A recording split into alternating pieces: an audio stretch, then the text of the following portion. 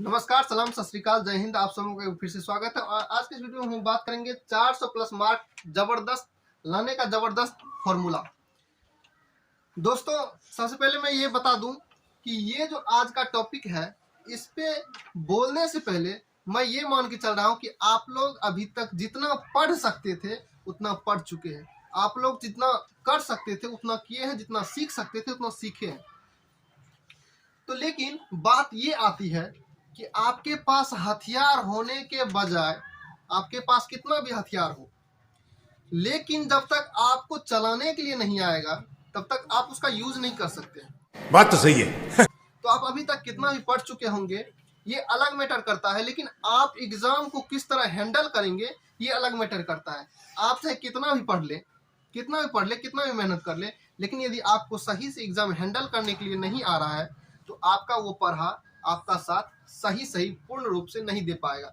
इसलिए आज के इस वीडियो में हम लोग बात उन्हीं बिंदु पे बात करेंगे जिससे कि आपका एग्जाम सुचारू रूप से सही ढंग से निकले और आप जितना भी पढ़े हैं, जैसे भी पढ़े, उसका 100% का 100% आप यूज कर सके। तो सबसे पहले जानते हैं कि विद्यार्थी वैसे तीन प्रकार का होता है।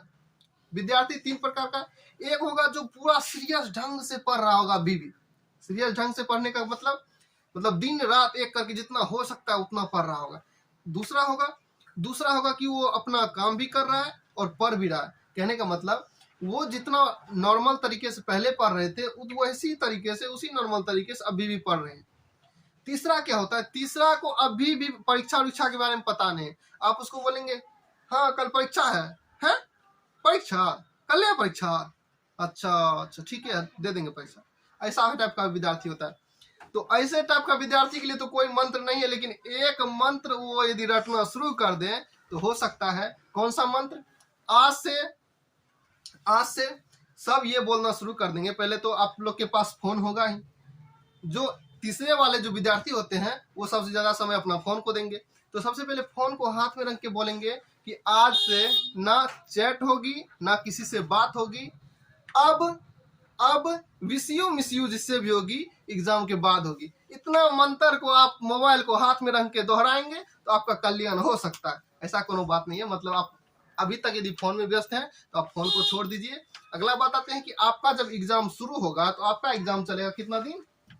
6 दिन। 6 दिन आपका एग्जाम चलता है। इसको हैंडल कैसे किया जाए? सबसे पहले तो एग्जाम देने के लिए जो लड़के होंगे उसका तो होम सेंटर नहीं होता, जो लड़कियां होती है उसका होम सेंटर होता है। तो जो लड़के होते हैं उसका जो बाहर सेंटर होता है वो अपना प्रॉपर रूप से रूम रेंट वगैरह सब ले लेंगे। उसके बाद क्या आता है, आप 1 दिन या 2 दिन पहले एग्जाम सेंटर पे जाते हैं या अपने रूम पे जाते हैं। उसके बाद आपका एग्जाम जब 6 दिन होगा तो 1 दिन 2 दिन 3 4 5 6 इस तरह से छठा दिन आपका एग्जाम जो होता है खत्म होता है। तो इसमें जब आप पहला दिन आप एग्जाम देंगे तो बहुत सारे बच्चे क्या करते हैं, तो एग्जाम के दिन मतलब सुबह में यदि आपका एग्जाम होना है तो रात भर जग के पढ़ते हैं। पहली बात तो आपको एग्जाम से 2 दिन पहले तक रिलैक्स हो जाना। रिलैक्स होने का मतलब ये नहीं कि किताब उताब को छोड़ के चल दिए मनाली घूमने के लिए, वो वाला रिलैक्स है। रिलैक्स होने का मतलब आप कुछ भी ऐसा ना पढ़े एग्जाम से 2 दिन पहले से लेकर एग्जाम तक, आप कुछ भी ऐसा ना पढ़े जिससे आपका दिमाग खराब हो। बहुत सारा चीज ऐसा होता है जो कि रटने में स्टूडेंट का दिमाग खराब हो जाता है। बहुत सारा चीज ऐसा होता है जो कि रटते रटते आदमी का दिमाग खराब हो जाता है। तो वैसे चीज को आप नहीं रटेंगे। 1 मिनट अभी आओ ना यार। हाँ, तो बात कर रहे थे कि आप ऐसा कुछ भी ना पढ़े जिससे आपका दिमाग खराब हो, क्योंकि आप यदि उसको पढ़ते हैं तो आपका पढ़ाई से मन उब जाएगा। यदि मन उब जाएगा तो जो चीज आपको पढ़ना चाहिए आप वो भी नहीं पढ़ पाएंगे। तो आप 2 दिन पहले से वैसे चीजों को पढ़ना बंद कर दें। जो चीज नहीं हुआ है उसको दोबारा ना पढ़ें, उसको छोड़ दें। जितना आप पढ़ चुके हैं उसका रिवीजन स्टार्ट कर दे और उसी का रिवीजन करते रहें। अगला बात आती है कि आपका मान लीजिए सुबह में एग्जाम है तो क्या करता है, बहुत सारे बच्चे या तो रात भर 2 बजे तक 12 बजे तक 1 बजे तक बैठ के पढ़ेंगे, या एक तरह के बच्चे होंगे जो कि 12 बजे तक 1 बजे तक समोसा के ठेले के पास जाके खड़े रहेंगे। तो दोनों का गड़बड़ है। ना तो आप जाके ठेले के पास खड़े रहेंगे, ना तो आप 12 बजे 1 बजे तक सुबह तक पढ़ेंगे। इससे क्या होगा, आप उतना ही लिख पाएंगे जितना उस रात लिखे हैं। आप वो सारा कुछ भूल जाएंगे जो आप साल भर में पढ़े। तो आपको सेलेक्ट करना है, आप रात भर में जो पढ़े उसको लिखना है या साल भर में पढ़े उसको लिखना है। यदि आप साल भर में जो पढ़े उसको लिखना है तो आपको रात में कम से कम 9 बजे तक आपको थोड़ा बहुत देखना है, जो जो इम्पोर्टेंट चीज है उसको देखना है। उसके बाद आपको अच्छे से खाना वाना प्रॉपर रूप से बना के खा लेना है और चैन की नींद से कम 7 घंटे का नींद लेना है। जो 6 घंटे पर डे सोते हैं वो 6 घंटे ही सोएंगे, एक्स्ट्रा ना ही कम सोना है ना ही एक्स्ट्रा सोना है। एक्स्ट्रा सोने से क्या होगा कि आप यदि उस रात ज्यादा सोते हैं तो आपको दिन में आलस जैसा फील होगा। आप यदि किसी दिन ज्यादा सो जाते हैं तो उस दिन आपको और ज्यादा नींद आती है। तो आप ये भी नहीं करेंगे और कम भी नहीं सोएंगे कि आपको माथा दर्द या किसी भी प्रकार का शारीरिक परेशानी शुरू हो जाए। तो आप इन बातों का ध्यान रखेंगे।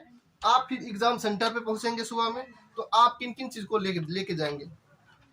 कोई सा भी एग्जाम हो उसमें कोई सा भी एग्जाम हो उसमें आपको कम से कम एक रेड पेंसिल, एक इरेजर उसी के साथ जो अटैच आता है, रेड पेंसिल में ही इरेजर उसका अटैच आता है, एक कटर, 2 पेन और एक स्केल, एक कंपास, ये अपने पास रखना है। मैथ फिजिक्स के दिन और बायो के दिन खास करके इतना चीज रखना है। हिंदी के दिन ना भी हो, स्केल ना हो सकता है रेड पेंसिल ना हो तो चलेगा, लेकिन ये 3 सब्जेक्ट में आपको कुछ ऐसे थ्योरी होते हैं उसको प्रूव करना होता है या कोई ऐसा डायग्राम आ गया उसको बनाना होता है, इसके लिए आप रखेंगे। अब अगली बात आती है कि आपको जब आंसर शीट दिया जाता है, क्वेश्चन पेपर दिया जाता है, तो आपको उसमें कुछ भरना पड़ता है।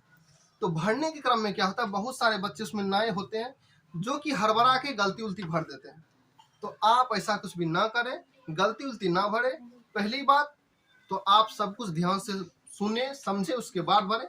आपको फिर भी समझ में नहीं आता तो आप वहाँ जो गार्ड उपस्थित होते हैं, टीचर उपस्थित होते हैं, उनसे पूछे। यदि इसके बावजूद भी आपसे कुछ गलती हो जाता है तो ऐसा नहीं, उसका निदान नहीं होता है। बहुत सारे बच्चे गलती करके परेशान हो जाते हैं।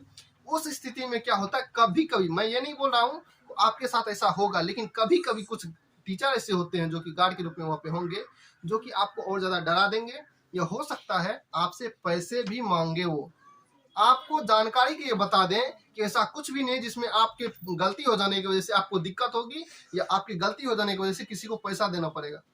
कुछ यदि ऐसा होता है तो आप वहाँ के हेड प्रिंसिपल जो होते हैं, हेडमास्टर जो होते हैं, उसके पास कंप्लेन कर सकते हैं। तो आप इसके लिए बिल्कुल भी नहीं घबराएंगे। पहली बात तो गलती होना नहीं चाहिए, गलती हो भी गया तो घबराएंगे बिल्कुल भी नहीं।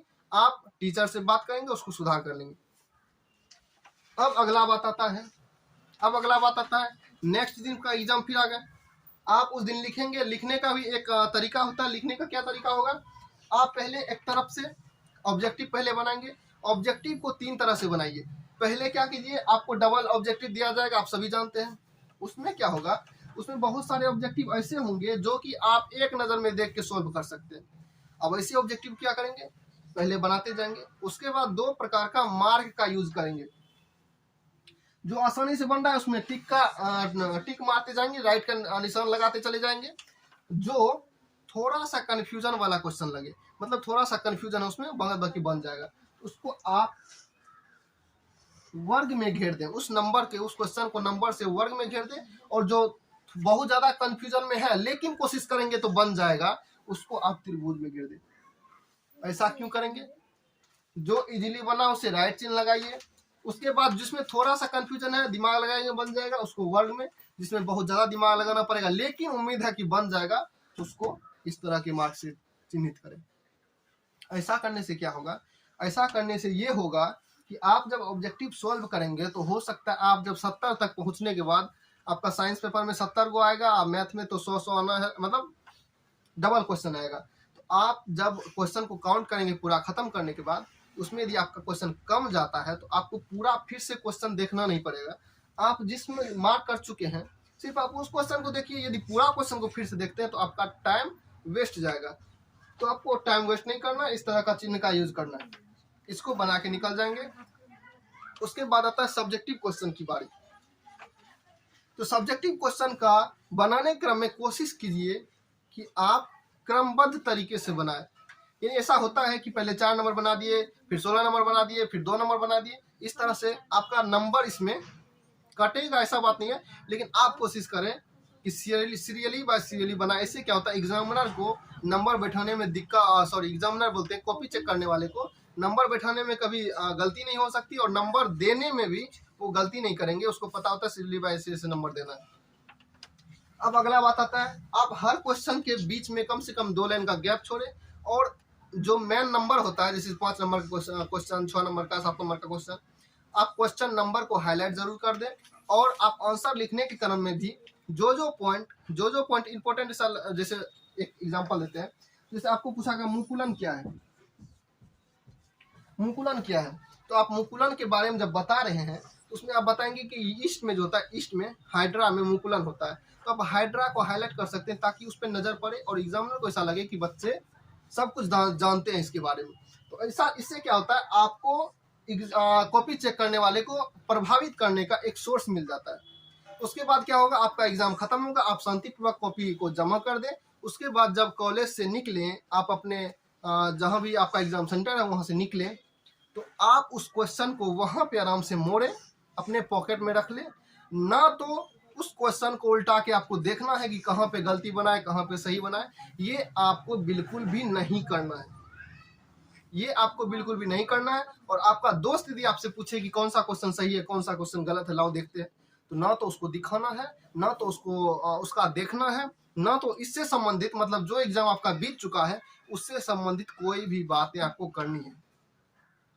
आप सीधा कॉलेज से अपने रूम पे आ जाएंगे, आप खाना पीना खा के, आप चाहे तो थोड़ा बहुत घूम टहल सकते हैं, क्योंकि रिलैक्सेशन भी जरूरी है, तो आप घूम टहल सकते हैं। अब इतना भी नहीं घूमना टहलना है कि आपका टाइम ज़्यादा वेस्ट चल जाए। उसके बाद आप रूम पे आएंगे, जो कुछ भी आपको रिवीजन करने के लिए थोड़ा बहुत उल्टा के देखेंगे, फिर शाम के 7-8 बजे 9 बजे तक खाना पीना बना के खा के फिर सो जाएंगे।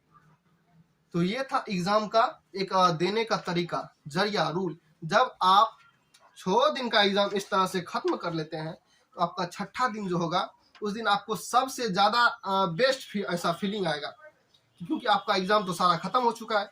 आपका एक जो सर का भार था वो उतर जाएगा। वो उतरने के बाद आप चाहे तो उस क्वेश्चन को उल्टा के देख सकते हैं, कहाँ पे क्या गलती की है, क्या नहीं की। आप यदि आपका बाहर सेंटर है तो आप वहां भी नहीं देखना चाहे तो कोई दिक्कत नहीं है, घर पे आए, देखने का मन करे तो देखिए, नहीं देखने का मन करे तो आपका जब इच्छा हो 10 दिन 15 दिन बाद आप देख सकते हैं। लेकिन कभी भी एग्जाम सेंटर पर आके उसको उल्टा के नहीं बैठेंगे, अगले दिन जो पेपर है उसका तैयारी करेंगे। तो ये था एग्जाम का कुछ रूल। तो अब अगली बात क्या आती है कि आप इस बात को कितना सीरियस लेते हैं। आपके पास कितना भी नॉलेज हो, आपको यदि नंबर नहीं आता है तो एक ही बात आप बोलते हैं, माँ बाप से डांट सुनी, पढ़ाई में कितने गम मिले, माँ बाप से डांट सुनी, पढ़ाई में कितने गम मिले, परीक्षा में सब कुछ लिखा पर नंबर इतने कम मिले। ये बात आपको नहीं बोलना है। आपको एक ऊंची मंजिल, यानी आपको अच्छा सा टारगेट लेना है कि हमें इतना नंबर चाहिए, और आप उस हिसाब से तैयारी कीजिए और इन नियमों को पालन कीजिएगा। अब अगली बात आती है कि आप ये नहीं देखेंगे कि मेरे पास कितना किताब है, कितना नोट बनाए हैं, आप ये देखेंगे कि हम उससे कितना सीखें। क्योंकि एक बात मैं बता दूं कि कहा जाता है कि मंजिल उनको मिलती है जिनके सपनों में जान होते हैं, पंख से कुछ नहीं होता, हौसलों से उड़ान होते हैं। क्योंकि आपके पास कितना भी नोटबुक हो, आपके पास कितना भी बुक हो, जब तक आप उसमें से कुछ सीखेंगे नहीं, वो आपका कोई काम नहीं आने वाला है। तो मौका तो सभी को मिलेगा एग्जाम में देने का, लेकिन उसमें सफल वही लोग हो पाएंगे जो कि कड़ी मेहनत करेंगे। तो आप लोग के लिए मेरा इतना ही भगवान से प्रार्थना है कि आप लोग अच्छे कीजिए, अच्छे से एग्जाम दीजिए। तब तक के लिए जय हिंद, मिलते हैं अगले वीडियो में।